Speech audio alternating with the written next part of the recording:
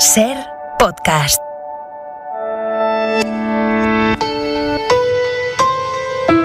En la cadena SER, Hora 25. Aimar Bretos. Y empezamos esta hora de Hora 25 con una noticia que hemos conocido hace nada. La policía ha detenido al supuesto autor del apuñalamiento de su pareja en Castellón, ocurrido el pasado martes. Ampliamos con Inma Pardo. Agentes de la Policía Nacional investigan la agresión como un caso de violencia de género. La mujer de 43 años fue apuñalada en el estómago el pasado martes en su domicilio de Castelló. Fue asistida por un equipo médico del SAMU en la misma vivienda. Había presentado denuncias ya por agresiones previas. Continúa hospitalizada, recuperándose de las heridas, aunque no se teme por su vida. 310.000 personas se han vacunado en España en un solo día. Es un nuevo récord que hemos conocido hoy, poco antes de que llegaran a España 1 millón de dosis de AstraZeneca. Han llegado esta tarde, se van a repartir de manera inmediata a lo largo de la noche entre las comunidades autónomas. Y estas de AstraZeneca son las últimas recibidas, pero vienen más. Carolina Darias, ministra de Sanidad. También les quiero anunciar que el próximo lunes solo de Pfizer vamos a tener 1.200.000 más. Por tanto, empezamos ese incremento importante, significativo, en este segundo trimestre. Entenderán que con este incremento importante que ya le habíamos anunciado, pero que ustedes están viendo ya una realidad, el objetivo del 70% de los españoles y españolas vacunados a lo largo del verano es un objetivo que está al alcance de la mano. La vacunación es lo que ha frenado el avance del virus en las residencias, Esther. Es la única manera de plantarle cara porque los contagios siguen. En las últimas 24 horas se han notificado 7.041 casos y otras 82 personas han fallecido. La incidencia acumulada ha subido otros 2 puntos. Estamos ya en 154 casos por cada 100.000 habitantes y con Navarra y Madrid en riesgo extremo. Los mayores, como decías, están consiguiendo sortear los graves efectos de la primera y la segunda ola gracias a la vacunación. En varias residencias donde se han detectado brotes de coronavirus, la inmunidad ha permitido que muchos sean asintomáticos o los casos sean leves. Ha ocurrido, por ejemplo, en residencias de Asturias y de Euskadi. Hemos preguntado a mediodía en el informativo Hora 14 al presidente de la Sociedad Española de Vacunología, Amos García Rojas. Nos decía que nos tenemos que felicitar porque esto demuestra cómo ayuda y cómo protege la vacuna. La lectura tremendamente positiva es que en una residencia de ancianos, si no hubieran estado vacunados, posiblemente el resultado hubiera sido mucho más dramático que el hecho de que hayan aparecido algunos cuadros asintomáticos y leves. Creo que esa es una escenografía clara que nos demuestra la bondad de la vacuna. Ya habíamos contado casos en el mundo de bebés que habían nacido con anticuerpos después de la vacunación de sus madres que trabajaban en el sector sanitario. Hoy sabemos de un caso en Ibiza. Su madre recibió la vacuna en el último trimestre del embarazo y el pequeño Bruno, así se llama el niño, ha nacido ya con anticuerpos. Ahora está esperando otros 2 casos de otras 2 mujeres que están a punto de dar a luz para confirmar si en esos casos ocurre el mismo patrón. La OMS, que ha alertado hoy del ritmo inaceptablemente lento de la vacunación en Europa, ha reivindicado más inversión en salud esta tarde. Dice el director general de este organismo que antes de esta pandemia había un déficit de 18 millones de trabajadores sanitarios en activo. Tedros Adhanom ha pedido reconocimiento y condiciones dignas para todo el personal médico, salarios dignos para que esas personas en primera línea puedan estar mejor preparadas. Este personal, ha explicado, es fundamental para que los sistemas sanitarios sean más fuertes. Necesitamos que la fuerza del trabajo sanitario sea más sólida, ha dicho Adhanom, porque la pregunta no es si va a ocurrir otra pandemia, sino cuándo va a ocurrir. Y al margen de la pandemia, el Open Arms ha conseguido desembarcar en Sicilia a las más de 200 personas que llevaban días a bordo después de varios rescates en el Mediterráneo. En la zona cerca de Malta se ha alertado de una barcaza en peligro en la que podrían viajar un centenar de migrantes. Nicolás Castellano, buenas tardes. ¿Qué tal? Buenas tardes, Esther. Sí, esta tarde Alarfón ha recibido otra nueva llamada de una embarcación que se encuentra en necesidad urgente de ayuda con unas 100 personas a bordo y que habría partido de Libia con la intención de cruzar hacia Malta o Italia. Es la segunda llamada en estas 24 horas que recibe esta organización porque otras 80 personas alertaron esta madrugada de que se encontraban también en serias dificultades de navegación. A todo esto coincide con el desembarco de las 209 personas que quedaban en la cubierta de popa del Open Arms. Finalmente esta tarde todas han desembarcado en Pozzallo, todas en el PCR han dado resultado negativo. En todo caso, las autoridades sanitarias italianas la han llevado a un buque donde pasarán la cuarentena. El Kremlin no comenta el anuncio del encarcelado opositor Navalny de iniciar una huelga de hambre porque dicen no tiene acceso a un médico ni a medicinas. Navalny exige que las autoridades le presten la atención adecuada y acabe la tortura a la que está siendo sometido en la prisión en la que se encuentra y que denuncia incluye interrupciones constantes del sueño. Y el Etna ha vuelto a entrar en erupción. Solo en febrero se registraron hasta 17. Por este motivo, el aeropuerto de Catania ha tenido que parar de nuevo temporalmente.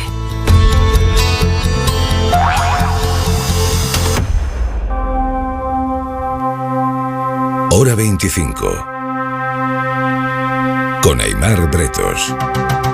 El mensaje de la patria eterna que dice a todos sus hijos: paz, piedad y perdón. All free men, wherever they may live, are citizens of Berlin. And therefore, as a free man, I take pride in the words, Ich bin ein Berliner.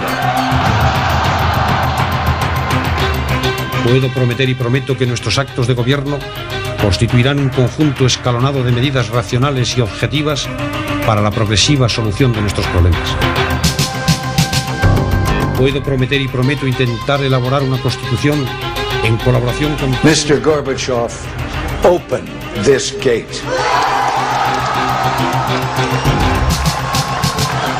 Mr. Gorbachev, tear down this wall.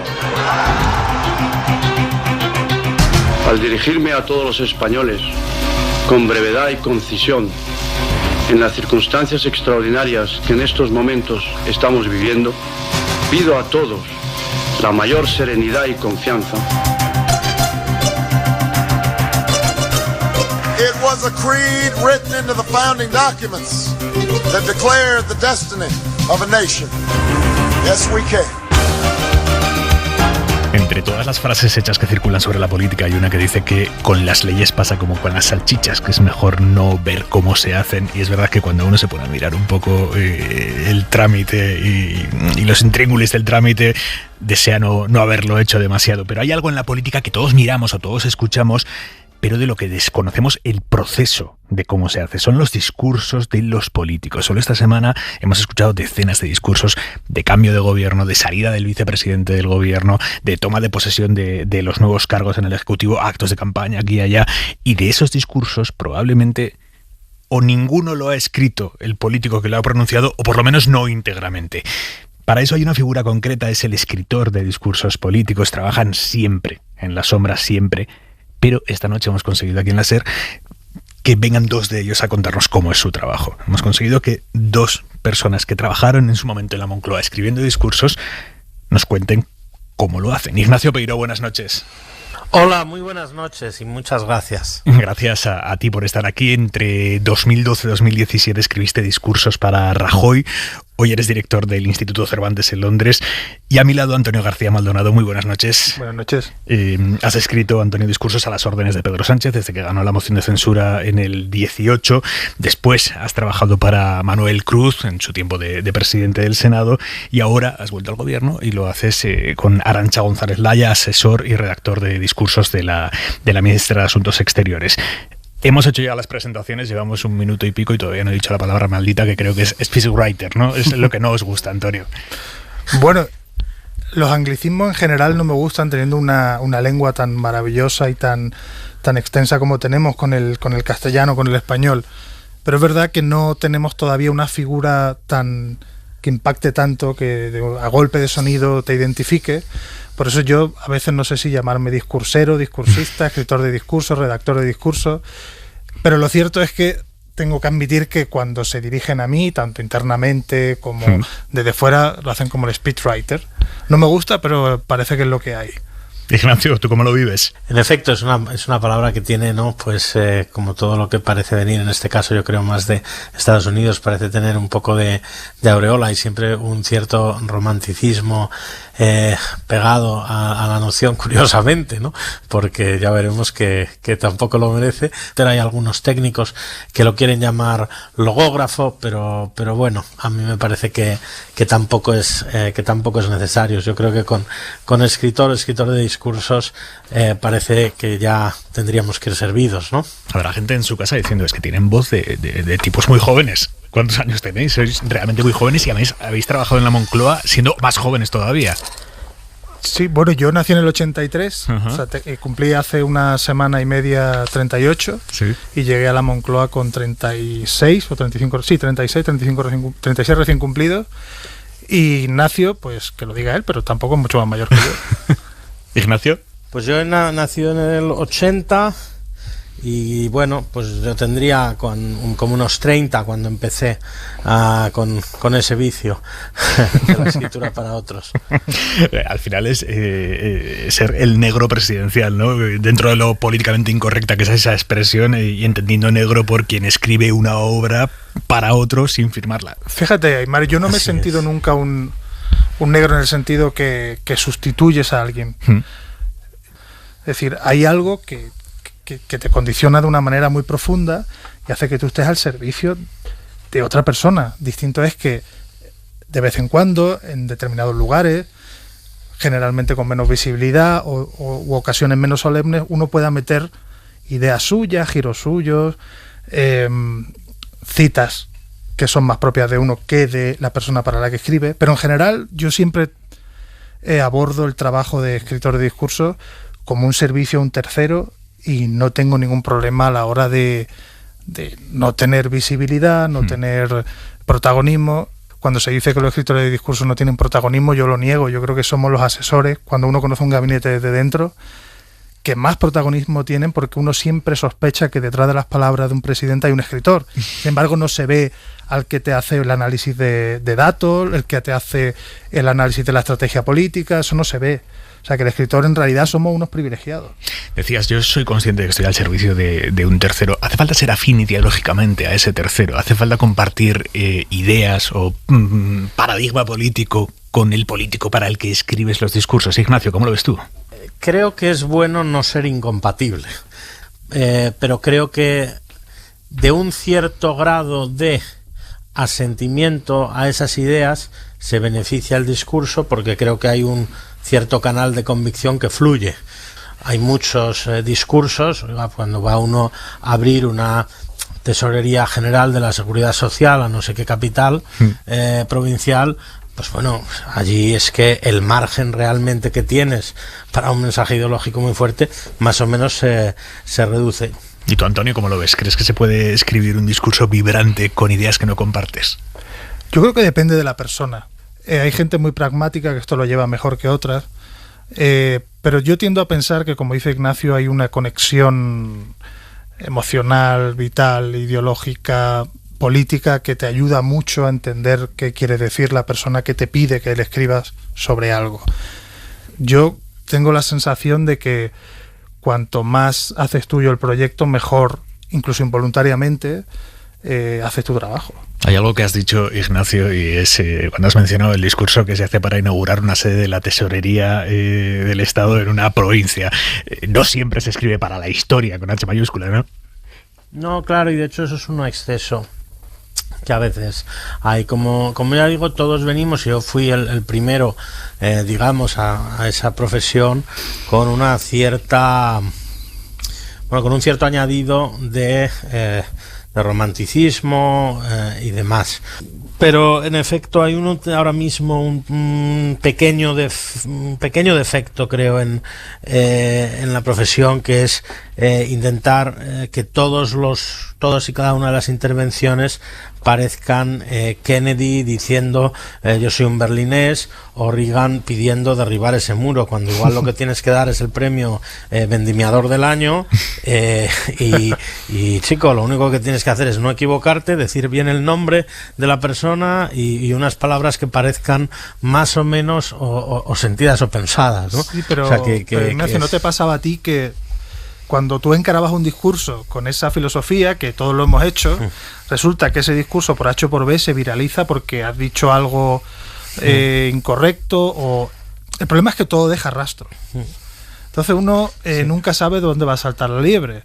Con lo cual hay un nivel de autoexigencia tan grande, aunque vayas a inaugurar la Tesorería General de la Seguridad Social en Cuenca, porque todo es susceptible de ser usado en tu contra. O sea, y como no podemos callar, tenemos que... Y es que además es lo más... Pues yo decía que contra el romanticismo con que se ve, digamos, la profesión, y que, bueno, hombre, obviamente pues lo tiene un punto. Hay que decir que lo principal que te debes pedir, lo principal que te piden, en el fondo, es no equivocarte. O sea, si tú vas a hablar del crecimiento de la industria, pues claro, colocar un decimal de más o de menos es absolutamente clave. Bueno, pues pero ahí, los datos no los tendréis que andar trabajando vosotros, me refiero, vosotros tenéis equipos que os suministran los datos y vosotros sois alfareros del discurso. Sí, ¿no? claro, pero si te lo dan mal, es que tú eres la última línea de defensa. Sí, y además de que todo discurso es una de las cosas que se suele decir, o sea, esto no es un señor retirado en una cabaña esperando que vengan los dioses de la política a inspirarte algo, no, todo discurso es, en el fondo, casi todos, suele ser bastante de equipo. Es decir, ¿Cómo es el proceso? Ignacio, cuéntame, o sea, ¿quién os encarga el discurso? ¿Con qué plazos? ¿Qué procesos se inician?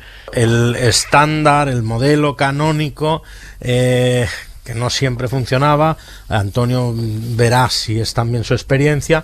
Bueno, tú tienes una agenda, el líder político tiene una agenda que se hace en principio con alguna antelación, y tú tienes ahí unos compromisos de palabras. Entonces tú pues lo haces, pues sueles tener, depende, pues una semana o lo que sea, pero a veces hay que hacer cosas prácticamente en el acto. Imaginemos que hay un atentado terrorista o que que muere alguien, tienes que escribir un artículo, porque además de discursos, el escritor de discursos hace otras cosas, hace también asesoría, orientación, hace informes, hace artículos, etcétera. Y entonces hay, por ejemplo, el Departamento de Asuntos Jurídicos e Institucionales de Moncloa, que tenía muchos asesores, pues contactaban, por ejemplo, con las delegaciones del gobierno, con los ministerios, hacían el enlace, recibían esa documentación e incluso a veces podían pedir un esqueleto de unas palabras, una estructura de discurso, y luego eso ya te llegaba a ti, te ponías los manguitos y escribías.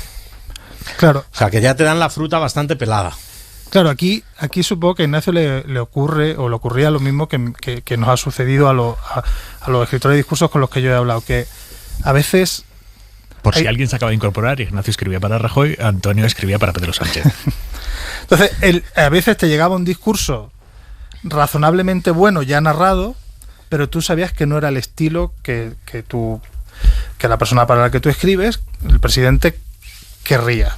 Y entonces era a veces muy paradójico cuando alguien, tratando de facilitarme a mí la vida, me la complicaba, porque me hacía un discurso ya estructurado y yo decía, madre mía, ahora entre que me es más trabajoso y además a ver cómo se lo toma. Porque esto es otra cosa. Es como el nudo de la corbata.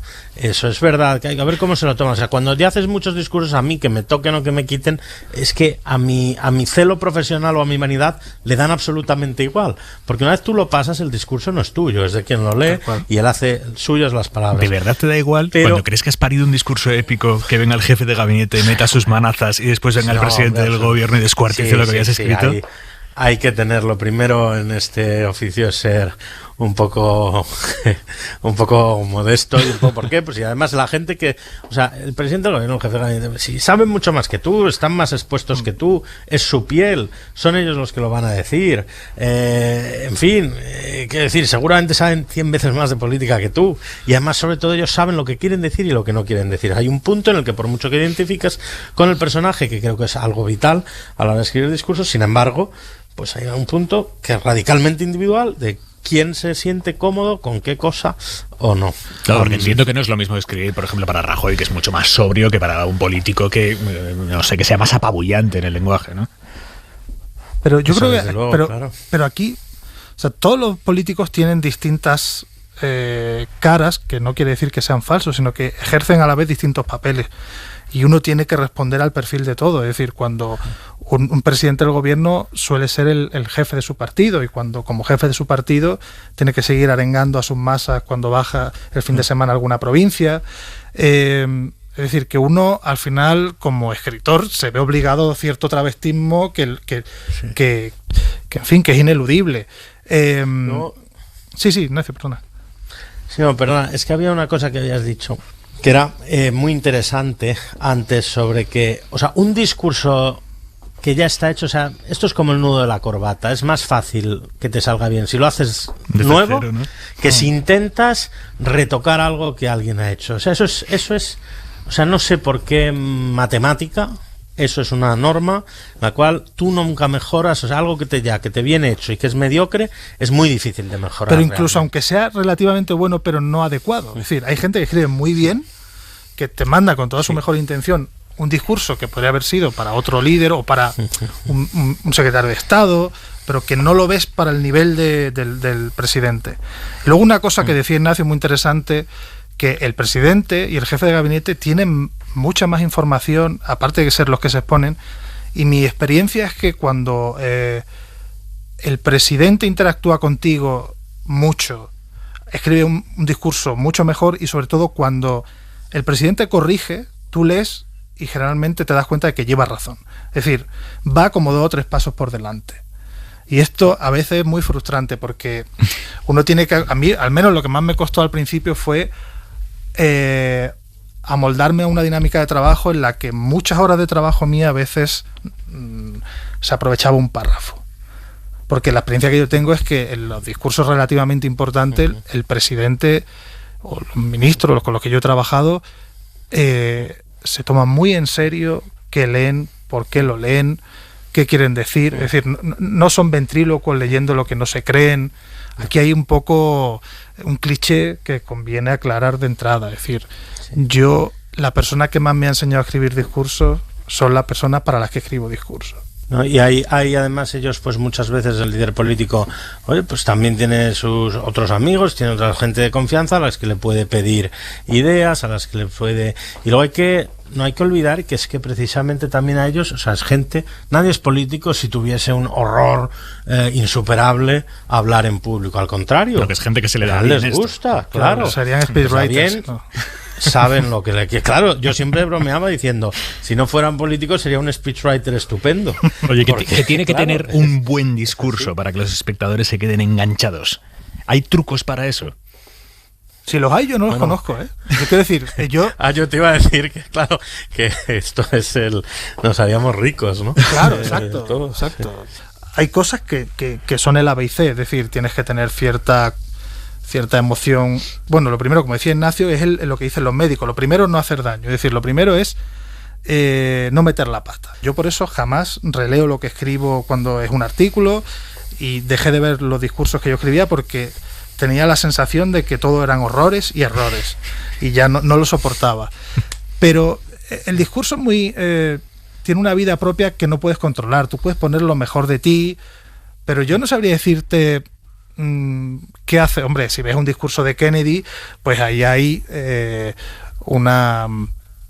fin, primero que están muy medidos con la cultura americana, con el momento, la épica de la Guerra Fría, pero precisamente quizá el secreto de los discursos de Kennedy es que se amoldaba muy bien a su tiempo, al espíritu de su tiempo.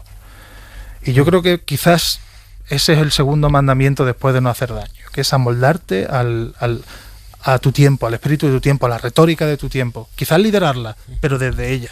Ignacio. Estoy muy de acuerdo con lo que ha dicho Antonio. Quería hacer además una pequeña consideración, que muchas veces se habla de, bueno, los políticos no saben hablar, ya no hay grandes discursos. Bueno, en primer lugar, yo creo que está volviendo el discurso, si es que alguna vez se fue. Nosotros hemos visto en nuestras vidas estos últimos 10 años, este último lustro, de hecho, hemos visto salvar una bola de partido con un discurso, como fue el discurso de Gordon Brown sobre Escocia.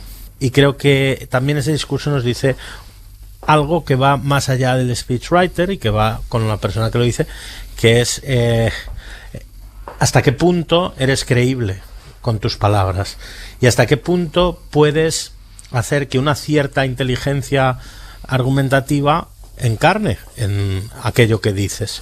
Y yo creo que eso sigue teniendo una cierta seducción.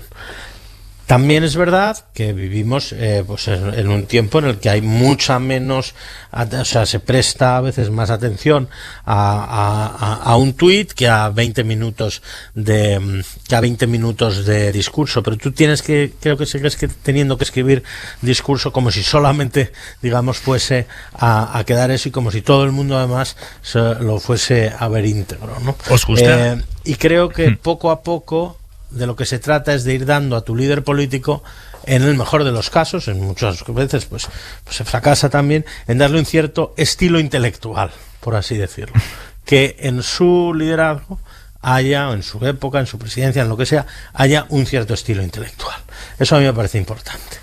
Os iba a preguntar si os gusta escuchar en directo el momento en el que el político lee vuestro discurso, lo que vosotros habéis escrito. ¿Lo escucháis o os sufrís mucho? Yo ya dejé de escucharlo. Yo entré en la Moncloa y el presidente tenía una gira por América Latina y yo me había encargado de sugerirle palabras para los encuentros que iba a tener con las distintas comunidades de expatriados españoles. Yo recuerdo que me puse la televisión, vi las palabras del presidente en Chile sobre el voto rogado que yo le había sugerido, arrancó aplausos y vítores, entonces ya ahí dije, no, ya lo pago, ya está, ya me quedo con esta imagen aunque sea falsa, peor, exacto, ¿no? De ahí solo a peor. y tengo la sensación siempre de que cuando el presidente o la persona para la que escribo se traba es por mi culpa, le habré escrito yo mal una palabra, tal, entonces me pongo Claro, esto de trabarse, por ejemplo, entiendo que ahogaréis con vuestras propias manos, o os gustaría hacerlo al político que mal lee o entona mal algo que vosotros creéis que iba a funcionar increíble y justo te parte la frase ahí en medio. Bueno, además que yo tengo le presto mucha atención a no poner frases palabras muy largas, esdrújulas, con pronunciación relativamente complicada. Y una vez recuerdo que puse en vez de desertificación, lo simplifiqué a desertización, y se trabó ahí. Y fue como, y además me levantó la mirada a cámara y yo sentí ya hablaremos luego. Estás despedido, ¿no? Tal cual. Nunca se sabe, siempre, pero yo procuro ya no verlo. ¿Ignacio?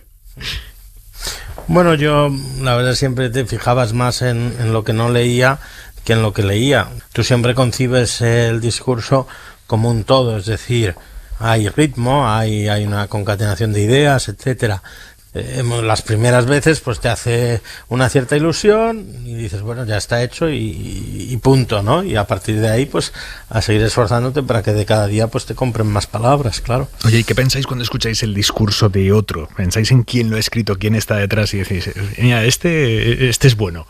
Siempre me fijo mucho en los discursos y de hecho me fijo mucho más en los discursos que escriben el adversario político que los míos, porque aprendo mucho, ¿no? Pero respecto a lo que decía antes, hay una figura que a mí me gusta utilizar con mis amigos, que yo siempre digo que soy como las mujeres de los toreros que no iban a la plaza para no verlo, porque pues yo igual, ¿no? Yo me quedaba en casa, me echaba la siesta y no ha pasado nada, triunfa el maestro. Bien, vale, ya está, no quiero verlo.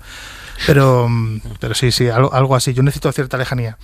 Y ya te digo, sí, yo admiro mucho a determinados escritores de discursos de adversario que además dan muchas pistas, porque son gente que cuando tú sabes interpretarlos, cuando ves los mensajes subliminales, el subtexto de sus mensajes, te dan muchas pistas de la estrategia de los partidos y de la forma de pensar del líder. ¿Lo ves así, Ignacio? Creo que para llegar al discurso político tú puedes llegar desde dos lados. Uno es más puramente político, otro tiene más que ver con la escritura en sí. Yo reconozco que llegué más desde la escritura en sí, entonces yo a veces tenía la sensación de que me había pasado unos años, pues como en las cortes de otro tiempo me hubiesen mandado a hacer octavas reales, ¿no? Celebrando. Ya te habría gustado. Las victorias de no sé quién, pues ahora tenías que hacer discursos pues para vender, yo que sé, pues que habían subido las matriculaciones, ¿no? En los coches, o que el paro tal estaba bajando. Entonces yo ahí llegué un poco más por eso, y siempre me interesa mucho, obviamente lo que se dice, pero también me interesa mucho me interesa mucho la forma, y esto es como cuando yo veo todavía un periódico de papel y me fijo lo primero que me fijo no es en lo que dice, sino en cómo está ordenada la página, la belleza de la página, la disposición, la jerarquía. Eso es algo que no se va nunca, ¿no? Sois unos fetichistas de los discursos. Sí, yo, como decía Juan Luis Panero, adoro los fetiches, empezando por lo de las palabras. Es que yo creo que al final un escritor de discurso, o al menos lo que yo entiendo que a mí me distingue para ser un escritor de discurso frente a otros asesores, que los otros asesores saben mucho de muchas cosas que yo no manejo y yo sé de otra, y otra que es que he tenido más vocación literaria, me fijo más en esos aspectos. No es ni mejor ni peor, es sencillamente la parte en la que uno... Porque si se trata sencillamente de ordenar palabras, datos para que estén correctos, cualquiera puede ser escritor de discurso. Pero la realidad es que, bueno, yo he pagado un coste de oportunidad, yo he dejado de saber muchas cosas de análisis de datos, de análisis cuantitativo y cualitativo de focus group, de sociología, porque, bueno, esas horas que otros dedican a eso, yo las he dedicado pues a una vocación más literaria que ha convergido con otra vocación política y me lleva hasta aquí. Pero sí, yo coincido con Ignacio en que el cierto amor por la estética literaria es fundamental en un escritor de discursos si quiere ser algo más que correcto. Antonio García Maldonado, Ignacio Peiró, escritores de discursos, entre otros políticos, del actual presidente del gobierno y del anterior presidente del gobierno. Os agradezco mucho que hayáis estado esta noche con nosotros en Hora 25. Muchas gracias, un placer. Muy agradecido, muchísimas gracias y un saludo. Suscríbete a Hora 25. Todos los episodios y contenidos adicionales en la app de Cadena SER y en nuestros canales de Apple Podcast, Spotify, iVoox, Google Podcast y YouTube. Escúchanos en directo en la SER de lunes a viernes a las 8 de la tarde.